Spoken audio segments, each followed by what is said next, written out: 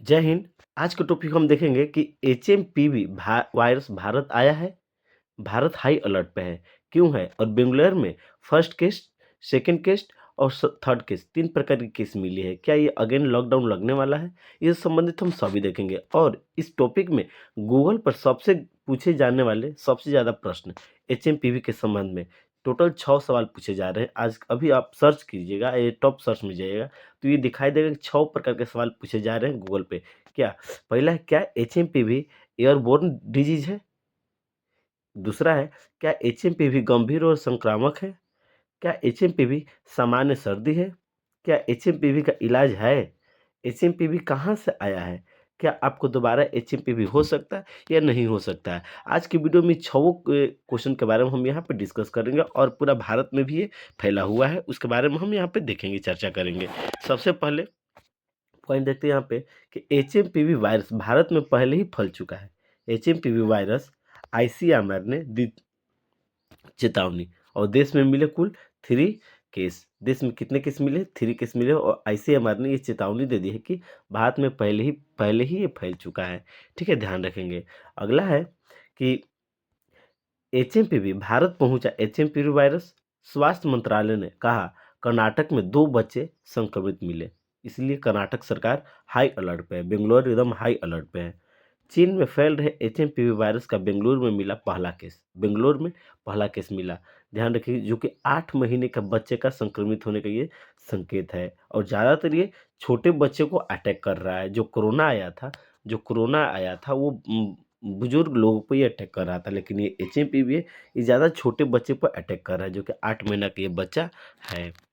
आगे देखते हैं, इसके बारे में हम जानते हैं, पूरा एनालिसिस करते हैं यहाँ पे।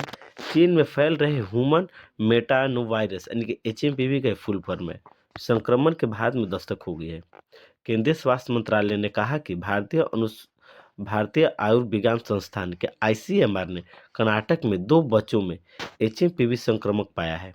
3 महीने की बच्ची और 8 महीने के बच्चे में संक्रमक मिला है।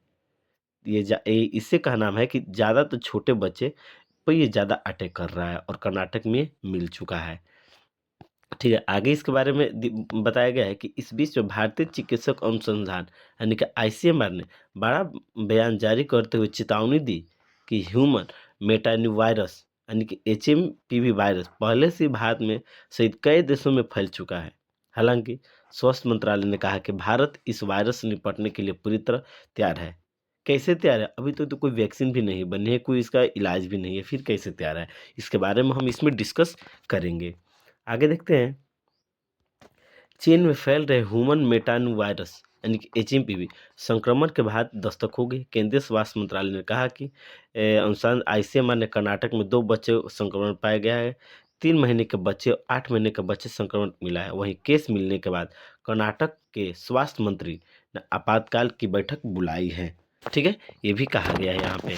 आगे देखते हैं यहाँ पे कि चीन में इन दिनों ह्यूमस मेटानोवायरस का प्रकोप देखने को मिल रहा है। वायरस से सबसे बड़ी संख्या में लोगों की जान जाने की खबर आ रही है। इसे लेकर भारत में भी स्वास्थ्य मंत्रालय ने कड़ी निगरानी शुरू कर दी है। कई राज्यों में एडवाइजरी और हाई अलर्ट जारी किया गया। इसके साथ भारत में एचएमपीवी वायरस के 2 केस सामने आ चुके हैं। और इस वीडियो में हम देखेंगे क्या एचएमपीवी वायरस का रोकने का क्या क्या इसमें उपाय है, क्या उपाय हो सकता है, किससे संपर्क करना है, नहीं करना है, इस वीडियो में हम इसमें डिस्कस करेंगे। चलिए तो स्टार्ट करते हैं हम। दिया है यहाँ पे, मंत्रालय ने कहा कि बेंगलुरु में बैप्टिस्टिक अस्पताल में 3 महीने की एक बच्ची को ब्रोनकोनिमिया बीमारी के इलाज के लिए भर्ती कराया गया था। बच्ची में एचएमपीवी होने की जानकारी मिली, उसे छुट्टी दे दी गई।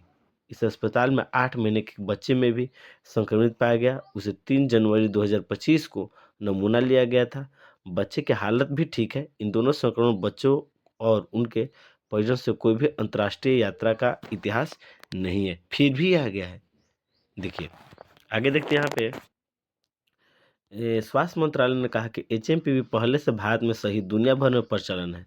इससे जुड़ी श्वसन संबंधी बीमारियों के मामले में कई देश के सामने आए हैं। वहीं आईसीएमआर और एकीकृत रोग निगरानी कार्यक्रम आईडीएसपी नेटवर्क के मौजूदा आंकड़े के आधार पर देश में इन्फ्लुएंजा जैसी बीमारी आईएलआई या गंभीर तीव्र श्वसन बीमारी एसआरआई के मामले में कोई असमान वृद्धि नहीं हुई है। आगे देखते हैं यहाँ पे कि मंत्रालय ने कहा कि स्थिति पर नज़र रखी जा रही है। आईसीएमआर के पूरे एचएमपीवी प्रचलन के रुझान पर नज़र रखना जारी रहेगा। हालांकि विश्व स्वास्थ्य संगठन पहले ही चीन में किए जा रहे उपायों की जानकारी दे रहा है। इसे लेकर सभी स्वास्थ्य इकाइयाँ हाई अलर्ट पे हैं। ठीक है, आगे देखते हैं यहाँ पे आगे दिया है कि आंध्र प्रदेश सरकार ने जारी किया हाई अलर्ट। आंध्र प्रदेश सरकार है, ये बहुत ज़्यादा हाई अलर्ट जारी किया गया है। क्यों, देखते हैं। आंध्र प्रदेश सरकार ने एचएमपीवी वायरस को लेकर अलर्ट जारी किया है। आंध्र प्रदेश की लोक स्वास्थ्य और परिवार कल्याण निर्देशक पद्मावती ने कहा कि वायरस कोविड-19 की तरह ही एक व्यक्ति से दूसरे व्यक्ति में फैलता जाता है। यह मुख्य रूप से बच्चों, बुजुर्ग और कमजोर लोगों को प्रतिरोधक क्षमता वाले व्यक्ति को प्रभावित करता है। यानी कहने का मतलब है कोविड-19 की तरह ही ये एचएमपीवी है। एचएमपीवी ये कोविड-19 की तरह ही है और कोविड-19 से बहुत तेज रफ्तार से ये फैल रहा है, बहुत तेज रफ्तार से। तो क्या ये लॉकडाउन लगने की संभावना है? ये नहीं है। आप कमेंट बॉक्स में ज़रूर बताएँगे, अपना राय ज़रूर रखेंगे। ठीक है? चलिए तो आगे देखते हैं यहाँ पे। आंध्र प्रदेश में एचएमपीवी का कोई मामला नहीं आया है। फिलहाल इसे घबराने की जरूरत नहीं। एचएमपीवी से संक्रमित व्यक्तियों के निकट संपर्क न लेने वाले व्यक्तियों को वायरस के संक्रमण का खतरा है। उन्होंने कहा कि बीमारी संक्रमित व्यक्तियों को खांसने, छींकने, छूने और हाथ मिलाने से भी ये फैल सकती है और ये फैल रही है। ठीक है? आगे देखते हैं यहाँ पे। क्या है ह्यूमन मेटानोवायरस, यानी कि एचएमपीवी क्या है?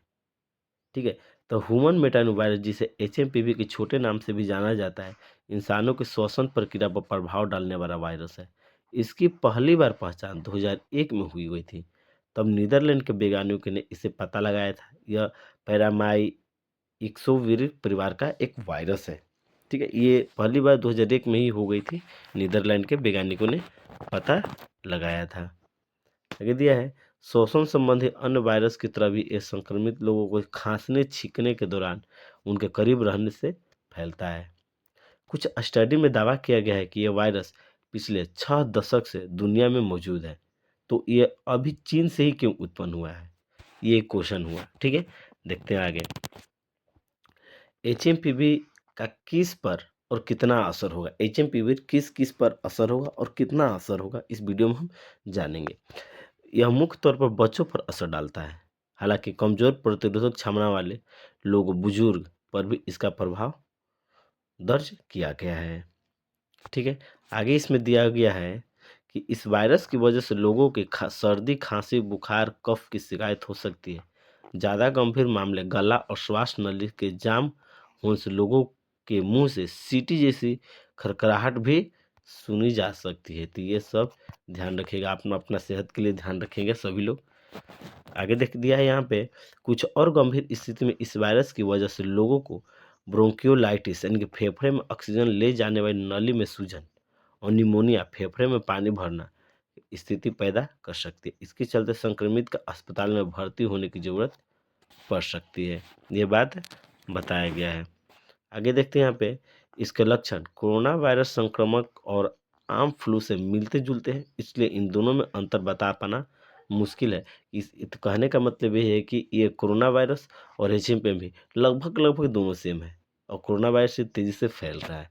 हालांकि कोरोना वायरस एक महामारी हर सीजन में फैली थी, वहीं एचएमपी भी अब तक मुख्यतः मौसमी संक्रमण ही माना जा रहा है कि मौसम के आधार पर ये फैल रहा है। हालांकि कई जगहों पर इसकी मौजूदगी पूरे साल भी दर्ज की गई है। आगे देखते हैं यहाँ पे कि कोरोना के इस स्तर पर वायरस का कारण ऊपरी और निचले दोनों श्वसन पथ में संक्रमण का खतरा भी हो सकता है। इस बात को भी आप ध्यान रखेंगे। आगे हम डिस्कस करेंगे कि सामान्य मामलों में इस वायरस का असर कितने दिन तक रह सकता है। तो 3 से 5 दिन तक असर रहता है, उसके बाद आपको बीमारी होना चालू हो जाएगा।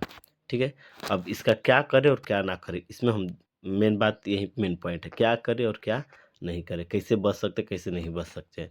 तो खांसते छींकते समय मुंह और नाक को रुमाल या टिश्यू पेपर से ढकें।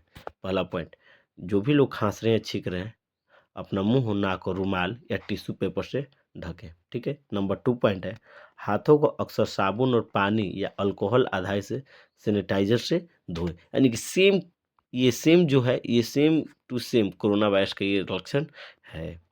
भीड़ भाड़ वाली जगह पर जाने से बचें। ठीक है, बुखार, खांसी, छींक आने पर सार्वजनिक स्थानों से क्या करें? दूर रहें। ये बात बताया गया है। आगे दिया यहाँ पे संक्रमण को कम करने के लिए सभी स्थितियों को बाहरी हवा साथ पर्याप्त वेंटिलेशन की सिफारिश की जा सकती है। लोगों को घर पर रहने और बीमारी होने पर दूसरों के साथ संपर्क सीमित करने की भी सलाह दी गई है। ठीक है। खूब पानी पीने और पौष्टिक भोजन खाने की क्षमता भी सलाह दी गई है। ये आप अगर किसी का अभी से ही ये सब हम लोग ध्यान रखेंगे तो ये एचएमपीवी वायरस नहीं जा सकती है। तो सभी लोगों को ये जरूरी है, ये आईसीएमआर द्वारा ये निकाला सलाह दिया गया है। आगे दिया यहाँ पे लोगों की सलाह दी जाती है कि टिश्यू पेपर और रुमाल का दोबारा इस्तेमाल न करें। एक बार जो हो गया उसको दोबारा नहीं, हाँ इस्तेमाल कर सकते उसको धोने के बाद, वॉश करने के बाद। ठीक है, आगे देखते हैं यहाँ पे बीमार व्यक्तियों के साथ निकट संपर्क तौलियो, लिनन आदि का साझा न करें। जो भी बीमार व्यक्ति हो तो बीमार व्यक्ति का कोई भी सामान नहीं मतलब कि साझा करना चाहिए, तो ऐसे भी नहीं करना चाहिए। आँखों, नाक और मुंह को बार बार न छुएं। आँख, नाक, मुंह आगे दिए यहाँ पे लगातार नाक बंद कर रहना या फिर नाक बहना, ये भी इसका लक्षण हो सकता है। तो ध्यान रखेंगे। आगे दिए यहाँ पे सूखी या गीली यहाँ पे सूखी या गीली खांसी जो समय के साथ खराब हो सकती है। हल्का या तेज बुखार होना, गले में खराश, जलन और परेशानी होना, सांस लेते समय घबराहट की आवाज़, एयरवेज में रुकावट का संकेत, ये सब हो सकता है। ये सभी लोग ध्यान रखेंगे ये सभी। ठीक है, ये सब आगे दिया यहाँ पे सांस लेने में कठिनाई खासकर गंभीर मामले में, आराम करने के बाद भी लगातार थकान और कमजोरी, फेफड़े में संक्रामक होना जिसके लिए मेडिकल केयर की ज़रूरत हो सकती है। तो ये सभी बातें ध्यान आईसीएमआर द्वारा ये बताया गया है। एक बार इसको फिर से एक बार हम देख लेते हैं, क्या क्या करना चाहिए, क्या क्या नहीं करना चाहिए, क्या करे और क्या ना करे, सभी लोग ध्यान से कर सकते। खांसते और छींकते समय मुंह और नाक को रुमाल या टिश्यू पेपर से ढकें। हाथों को अक्सर साबुन और पानी या अल्कोहल या सैनिटाइजर से धोएं। भीड़ भाड़ वाली जगह से बचें। बुखार, खांसी, छींक आने पर सार्वजनिक स्थानों से क्या करें? दूर रहें। संक्रमण कम करने के लिए सभी स्थितियों में बाहरी हवा के साथ पर्याप्त वेंटिलेशन की सिफारिश की जाती है। लोगों को घर पर रहने और बीमारी होने से दूसरे के साथ संपर्क सीमित करने की भी सलाह दी गई है। खूब पानी पिए और पौष्टिक भोजन खाने की भी सलाह दी गई है। आगे दिया यहाँ पे लोगों को सलाह दी जाती है कि वे टिश्यू पेपर और रुमाल का दोबारा इस्तेमाल न करें। अगला पॉइंट दिया गया बीमार व्यक्तियों के साथ निकट संपर्क तौलिए, लिनन आदि का साझा न करें। आँखों, नाक, मुंह को बार बार न छुएं। सार्वजनिक स्थान पर थूकना, चिकित्सक से परामर्श किए बिना स्वयं दवा न लें। लगातार नाक बंद रहना या फिर बहना, इसको भी बीमारी का है। सूखी या गीली खांसी जो समय के साथ खराब हो सकती है, ये पॉइंट है। अगला देखते हैं पॉइंट हल्का या तेज बुखार होना, गले में खराश, जलन और परेशानी होना, सांस लेते समय घबराहट की आवाज़, एयरवेज में रुकावट का संकेत, सांस लेने में कठिनाइयाँ खासकर गंभीर मामलों में, आराम करने के बाद भी थकान या कमजोरी, फेफड़ों में संक्रामक होना जिसके लिए मेडिकल केयर की ज़रूरत हो सकती है। तो ये सभी न्यूज़ है। आप अपना स्वस्थ ध्यान रखें, स्वस्थ रहें, मस्त रहें। तो आज के लिए इतना ही, धन्यवाद।